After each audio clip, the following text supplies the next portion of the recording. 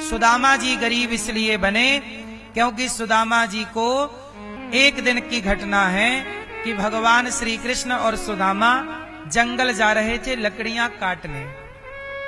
तो गुरु माता मतलब सांदीपनि जी की पत्नी गुरु माता ने सुदामा और कृष्ण को चने दे दिए, कन्हैया को चने दिए। चने, कन्हैया भूख लग जाए तो चने खा लेना।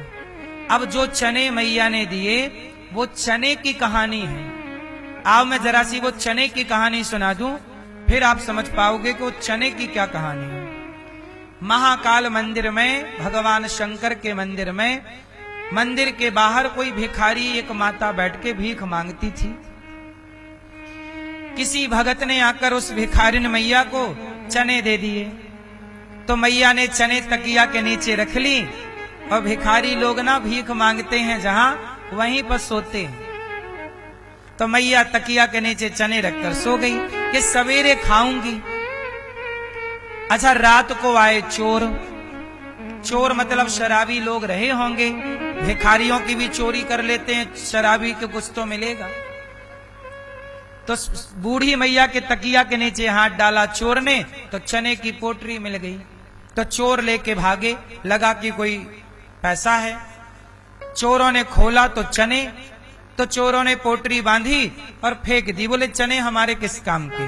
संयोग देखिए कि वो चने जहां फेंके वो सांदीपनि जी का आश्रम था।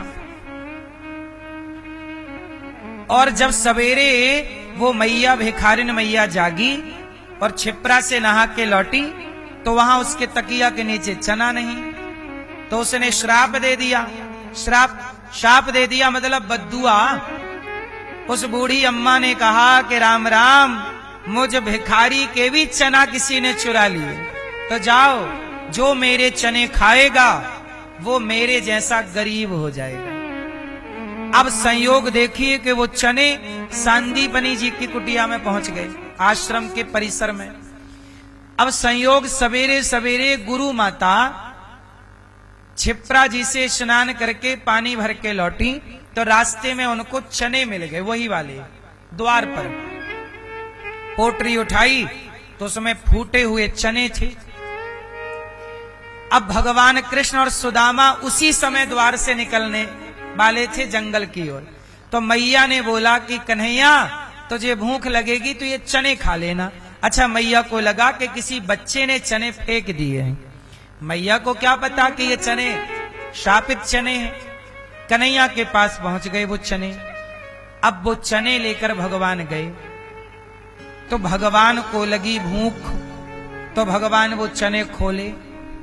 सुदामा जान गए, सुदामा परम ज्ञानी, वो जान गए कि ये शापित चने हैं। तो सुदामा बोले पहले आप कन्हैया स्नान कर लो फिर खाना। तो भगवान को भेज दिया स्नान करने क्षिप्रा पे, और सुदामा जी ने वो सारे चने खुद खा लिए। अब सवाल ये खड़ा हुआ कि सुदामा जी चाहते तो वो चने फेंक भी सकते थे कि भाई शापित चने, जो खाएगा गरीब बनेगा। सुदामा को पता था कि मैं खाऊंगा तो गरीब हो जाऊंगा, तो खाए क्यों? फेंक सकते थे, क्यों नहीं फेंका? सुदामा बोले नहीं, मेरे कन्हैया ने इन चनों को अपने हाथ में ले लिया है, स्पर्श कर लिया है, और जिसे भगवान स्पर्श कर ले वो प्रसाद बन जाता है भक्तों के लिए। और वो प्रसाद भले ही जहर क्यों ना हो, राणा ने जहर ही तो पिलाया था मीराबाई को, पर ये कह के पिलाया था कि ये कृष्ण का चरणामृत है, प्रसाद है। तो प्रसाद कहकर पिलाया तो मीरा पी गई, और वो प्रसाद फिर प्रसाद की तरह अमृत बना, ना कि जहर। तो भगवान कृष्ण के स्पर्श से वो चने प्रसाद बन गए। अब कोई भक्त प्रसाद कैसे फेंक सकता है? बोलो, गरीबी तो आएगी, इससे ज्यादा क्या होगा? प्रसाद फेंकने का अपराध तो नहीं होगा। हम सनातनी लोग प्रसाद की बड़ी इज्जत करते हैं। हमारे यहाँ प्रसाद का फुल फॉर्म क्या है? प्रसाद, प्रा मतलब प्रभु के, सा मतलब साक्षात, दा मतलब दर्शन। प्रभु के साक्षात दर्शन का नाम प्रसाद है। जगन्नाथ के भात को जगत पसारे हाथ। सुदामा जी वो चने खाए और कृष्ण के हक की गरीबी, कृष्ण के ऊपर जाने वाली गरीबी सुदामा ने, मित्र का अर्थ यही है कि मित्र का संकट अपने ऊपर लेकर उसे समाप्त कर दे। सुदामा ऐसे मित्र हैं कि कृष्ण पर आया गरीबी का संकट सुदामा ने अपने ऊपर लेकर के उसे समाप्त कर दिया, खुद ले लिया, खुद गरीब हो गए।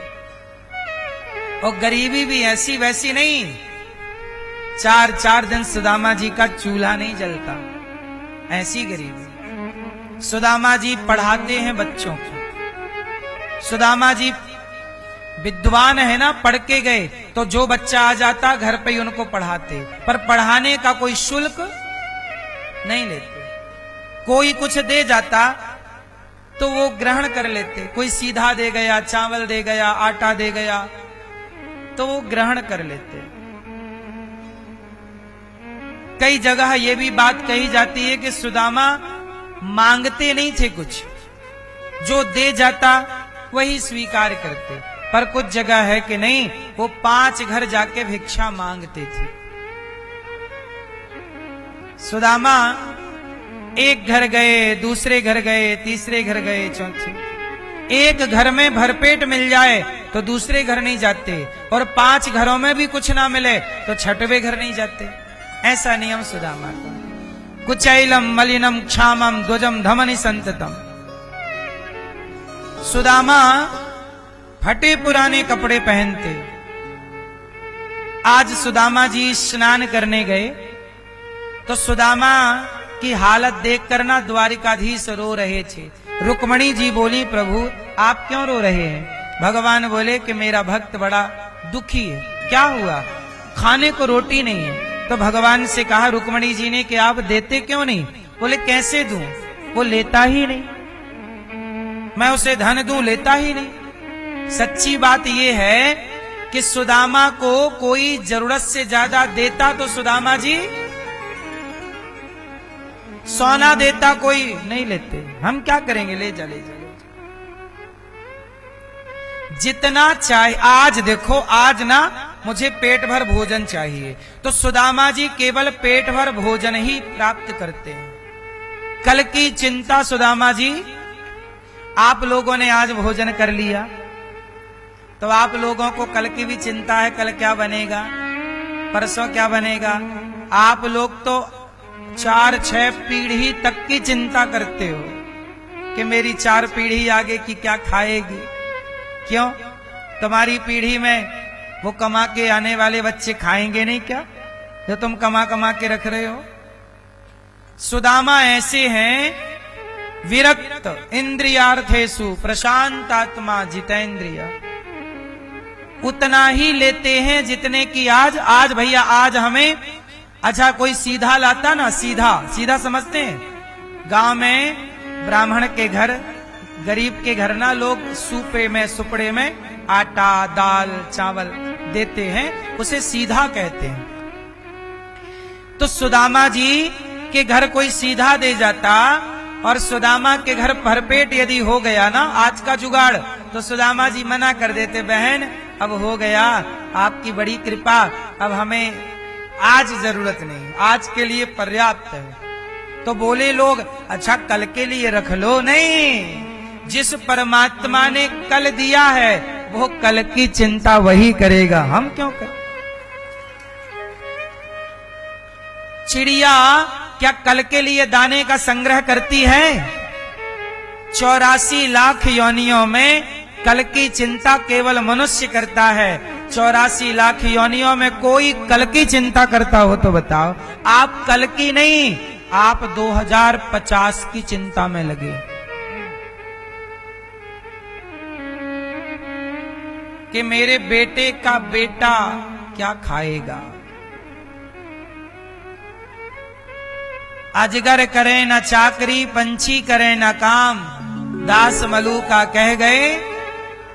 ऐसे सुदामा जी थे, इतना संतोष कि आज का हो जाए तो कल की फिक्र वो कल नहीं आया तो नहीं आया, तो पानी पी के सो गए। एक बार ऐसा हुआ कि कोई सीधा देने नहीं आया, भिक्षा मांगने गए तो भिक्षा नहीं मिली। एक दिन नहीं मिली, 2 दिन, बच्चे तड़पने लग गए भूख से, मां भूख लगी। सुशीला बोली, स्वामी कुछ है नहीं, क्या खिलाऊं? कोई बात नहीं, कल होने दो, आज नहीं। आज भगवान की यही मर्जी कि हम पानी पीकर सो जाएं। बच्चों को समझाया सुदामा जी ने, बेटा भगवान की जैसी मर्जी हो वैसे रहना चाहिए। तुम्हें आज नहीं मिला, कल जरूर मिलेगा, चिंता ना करो। भगवान कृष्ण रोने लग गए। रुक्मणी जी बोली, क्या हुआ? बोले, मेरा भक्त भूखा है। तो जाओ देकर आओ। कैसे दें? लेता ही नहीं ज्यादा। हम तो चाहते हैं सदा के लिए दे दें, नहीं मांग, लेते ही नहीं। भगवान गए, भिक्षाम देही। सुदामा के घर भीख मांगने कौन आया? भगवान आए पंडित जी बनकर। ओ मैया भिक्षाम देही, भीख दे दो। सुशीला निकली, महाराज मेरे घर आज कुछ भिक्षा नहीं है, आज हमारे बच्चे रो रहे हैं। क्यों? बोले, आज हमारे घर चूल्हा नहीं जला। क्यों नहीं जला?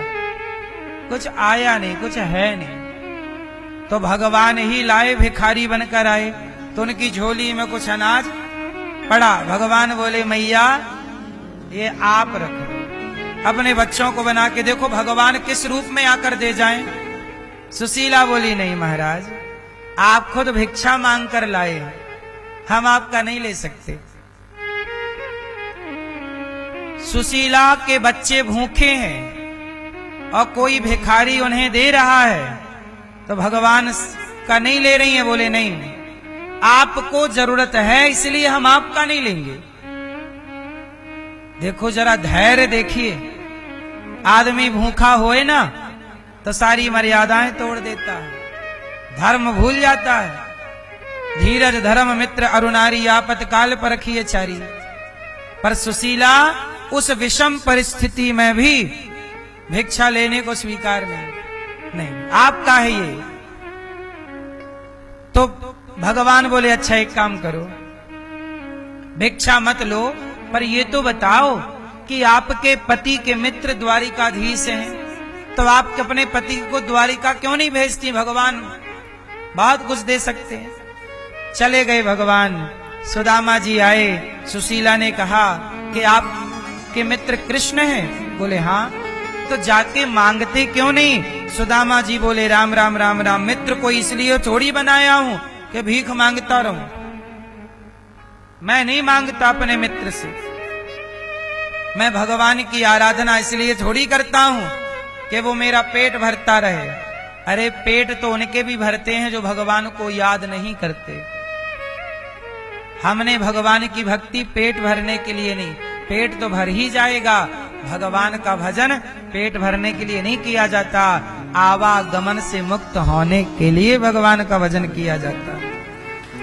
पेट भरना तो मेहनत करो भर ही जाएगा, काम करो भर ही जाएगा। इसलिए सुदामा जी को पत्नी ने कहा, जाओ।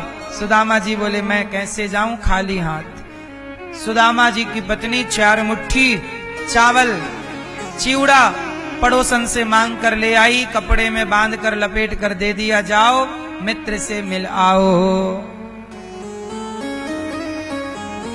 सुदामा जी चले, और जब सुदामा जी द्वारिका चले, रास्ते में चलते चलते थक गए, पेड़ की छांव में सो गए। सुदामा जी जब थक गए तो भगवान ने कहा, आ गए भगवान। भगवान बोले कि देखो, कौन बाबा तुम कहां जा रहे हो? बोले, हम तो द्वारिका जा रहे हैं। द्वारिका? अरे मैं भी जा रहा हूं। भगवान ने अपनी गाड़ी में सुदामा को बिठाया, चलो द्वारिका। चलना आपका काम है, मंजिल तक पहुंचाना स्वयं भगवान का काम। चले सुदामा, चलते चलते भगवान ने द्वारिका पहुंचाया। तो भगवान ने कहा ये द्वारिका आ गए। सुदामा बोले आ गए, हाँ। अब सुदामा यहां वहां देखें, द्वारिका बड़ी विशाल और बड़ी ऊंची ऊंची महल अटारी वहां। सुदामा जी बोले भैया क्या ये द्वारिका है? लोगों ने बताया हाँ। क्या यहाँ हमारा कन्हैया रहता है? बोले हाँ, ये द्वारिका कृष्ण की नगरी है। कहाँ मिलेगा? सीधे चले जाओ। लोगों ने कहा कि तुम कौन हो बाबा? बोले हम कृष्ण के मित्र हैं। जब मित्र हैं ये सुनाया तो लोग मजाक उड़ाने लग गए।